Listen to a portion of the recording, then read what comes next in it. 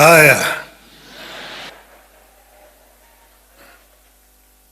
Your Excellency, distinguished guests, ladies and gentlemen, all protocols observed. Hamjambo. Hamjambo tena. I was telling His Excellency there that we should have started this meeting at 9 o'clock in the morning. This is a very important subject that you don't bring in the afternoon. Most people are tired. But I'm very happy to be here this afternoon. And let me begin by saluting the people of Kenya who braved a painful struggle, not only to give themselves a new constitution, but also to make the word constitution a popular and a valid subject for discussion in our country. Those who have come of age towards the tail end of the very protracted struggle under this constitution may not believe it. But there was a time when being perceived to be harboring thoughts about a new constitution landed people in jail. I wish to pay unreserved tribute to those citizens of Kenya, the living and the dead, who braved the worst in order that Kenya may get a new constitution. And here, you may remember some of them. The late Masinde Muliro, my father Jaramogi Oginga Odinga, Martin Shikuku, George Ndenge, Ahmed Bamariz, Philip Gachoka, and then my other teams, the Young Turks, Paul Mwite, James Orengo, Professor Nyang' Nyong'o, Joa Ger, Toby Manyara, Mr. Kitui. And then members of my parliamentary select committee who started the serious process of making a new constitution. One of them, His Excellency the President here. The other one, son of Anna, the Prime Cabinet Secretary.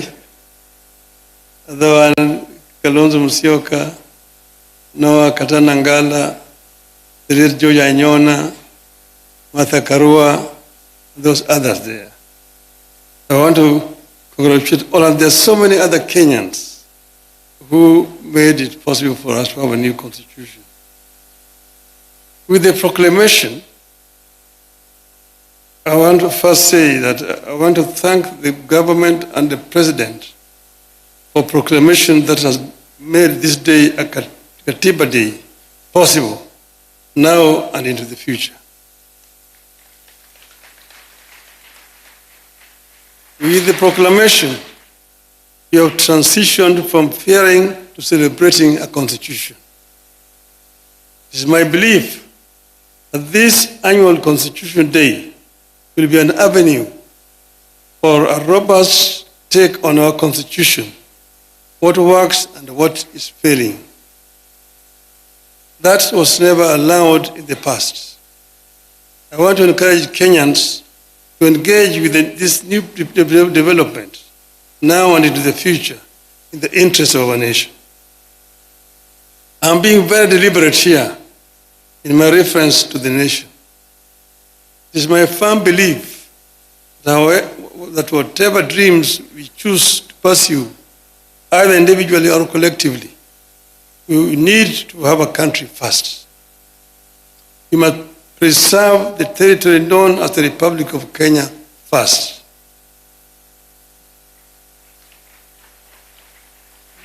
Then, within that territory, you can agree or disagree on the validity of our dreams as individuals or a nation.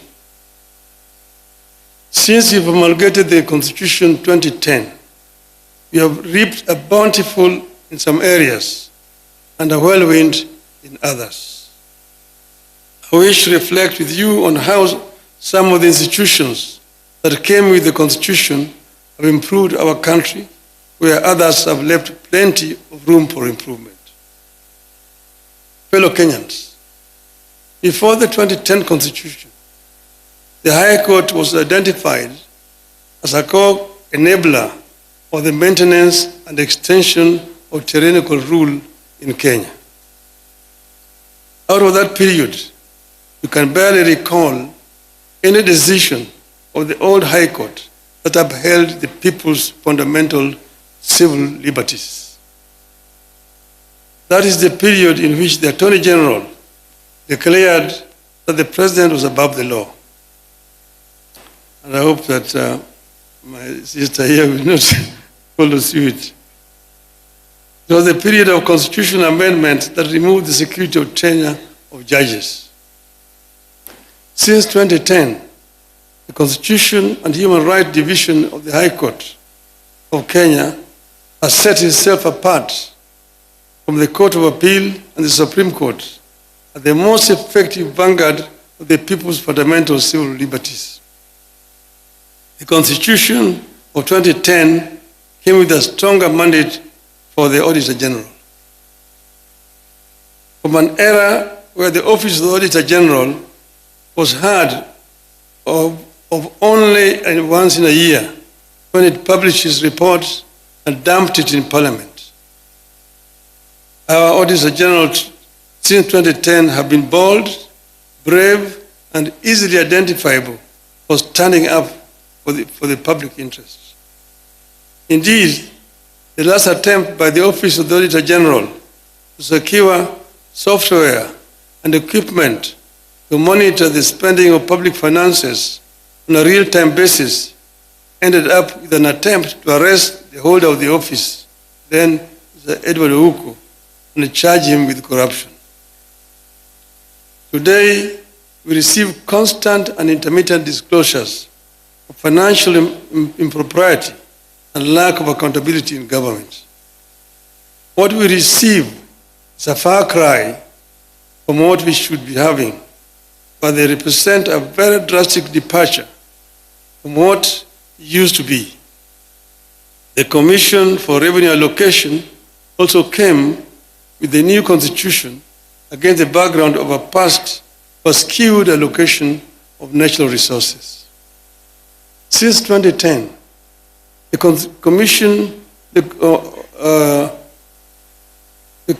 that was established to make recommendations concerning the basis for the equitable sharing of revenue raised by the national government between the national and county governments among the county governments has managed to do so without accusations of political bias. I believe that without the diligent work of the CRA, devolution would have become the single most divisive development in modern Kenya. Ladies and gentlemen, some of the institutions of the 2010 Constitution have let the country down, of course, in my estimation. The National Police Service, in my view, has left us worse off than we were before 2010. Abuse of the right to life, degradation of human dignity, torture and denial of security of person by the police have increased under the watch of National Police Service. While the current effort by the government to compensate victims of protests offers some ray of hope with regard to policing, it may be time for the country to rethink its approach to police reform. Your Excellency, I know that they have done it elsewhere. They did it next door here in Tanzania. In Tanzania, the police are civil. When they come to arrest you, they come and salute and say, "Ndugu, naomba nikushike." And then you say, "Twende," and it doesn't have to handcuff you. You just walk. It doesn't have to handcuff you. And you know, there in the UK, I tell people, when you get lost in London, you go to the cop. They're called the Bobby. "Excuse me, could you show me the road to Trafalgar Square?" "Oh yes, Trafalgar Square, yes." "Walk straight on. turn to the left. 100 yards, turn to the right. Straight on. You can't miss it. You say, thank you. Then he says, thank you, sir. In Nairobi, you get lost. Afande, ninyeshe njia ya kwenda Kariakoo. Umepotea? Ndio. Wapi kitambulisho? Sikubeba kitambulisho, niliwacha nyumbani. Una kitambulisho? Bingo. In the cells. Tomorrow you are in court, loitering with the intention to commit a felony. We need to change this. The Independent Electoral and Boundaries Commission equally stands out as an institution that has made no progress securing for Kenyans what they sought. The same issues that Kenyans faced in 1992 when it held its first multi-party elections still hound us. And let us hope that the new electoral commission that we put in place is going to make a difference. Confidence in the commission remains extremely low. Election officials and the processes remain some of the most distrusted and divisive in Kenya. Our elections are some of the most expensive in the world. That is, the cost of per ballot is much higher, 5 times it is in the United States. It never seems to matter how many times we turn over the commissioners or election technology. The doubts remain while the costs get higher. I want to hope that the latest version of IBC will tame the tide against the negativity and doubts that surround the institution. The Director of Public Prosecutions was also a new and exciting creation of the new Constitution. It has largely failed to deliver on the high expectations of Kenyans. Just 1 year before we promulgated the new Constitution, in 2009, Attorney General of Kenya was described by a special rapporteur of the United Nations as the embodiment in Kenya of the phenomenon of impunity. That description remains accurately descriptive of the Office of the Director of Public Prosecutions in Kenya today. However much some of the institutions that came with the new constitution have lived below expectations, as a nation, we are in a better place and more hopeful than we were before 2010. And as we work to perfect the areas in which the constitution is struggling, we also need to take a fresh look at parts of the constitution whose implementation have been problematic. For instance, Article 1 of the Constitution tells us that the people may exercise their sovereign power either directly or through their democratically elected representatives.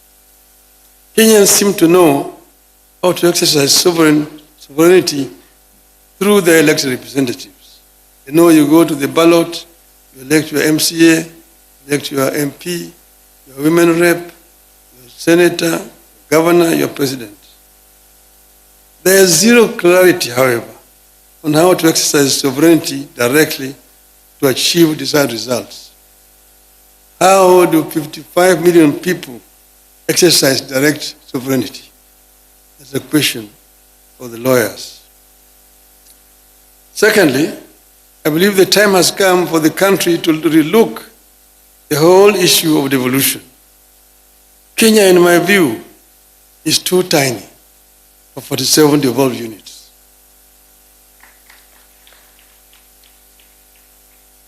We are just 5 short of the United States, which is a continent.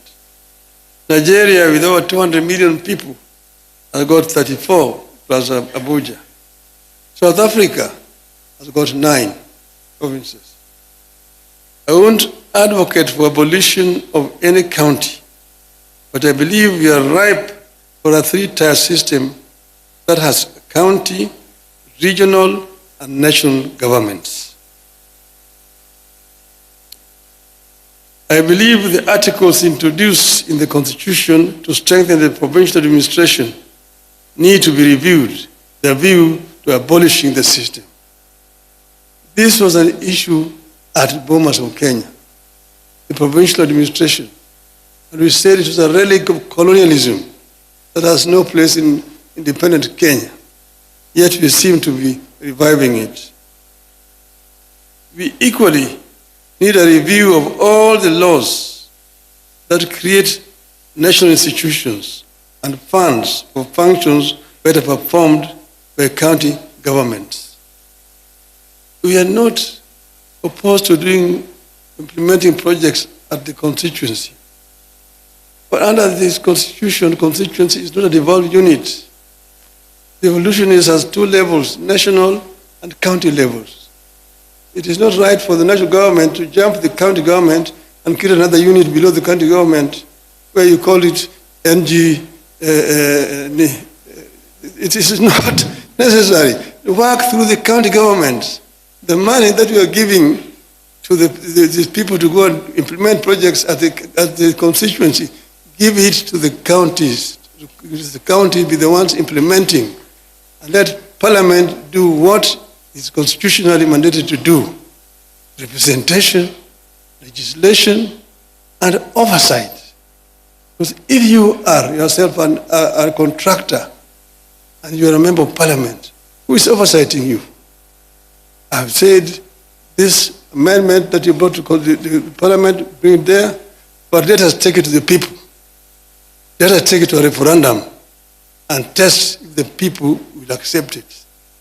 Let us check if the people will accept that members of Parliament can be oversighting and also implementing at the same time. Over this, there's no compromise. Tunaenda kwa wananchi. So, Your Excellency, I know that this particular stand is making me very unpopular, but I just don't care. I will stand my ground on this particular issue. With those many remarks, thank you very much. Happy Katiba Day.